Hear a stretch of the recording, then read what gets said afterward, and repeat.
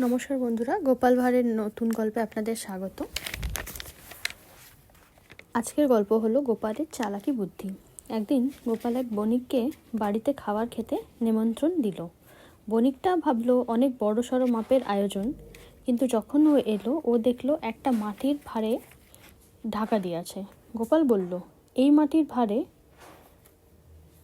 দুনিয়ার সবচেয়ে বহুমূল্য জিনিস আছে, আর এটা খুব বুদ্ধিমানই কেউ কিনতে পারবে। বণিকটা একটু সময় অবধি ভাবলো। একটু সময় ভাবার পর গোপালের হাতে মোহরের থলি ধরে দিল।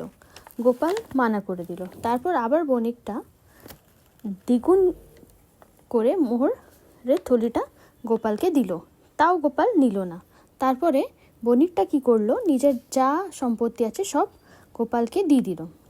তারপর গোপালের ঢাকা খুললো, আর যখন গোপাল ঢাকা খুললো তখন ভিতরে শুধু বাতাস ভরা। বণিকটা তখন অনেক রেগে গেল, আর রেগে বলল, তুমি আমাকে বোকা বানালে, ভিতরে তো কিছুই নেই। গোপাল তখন বলল, এইটা তো বাতাসের চেয়ে বড় আর বহুমূল্য জিনিস কিছু হতে পারে না।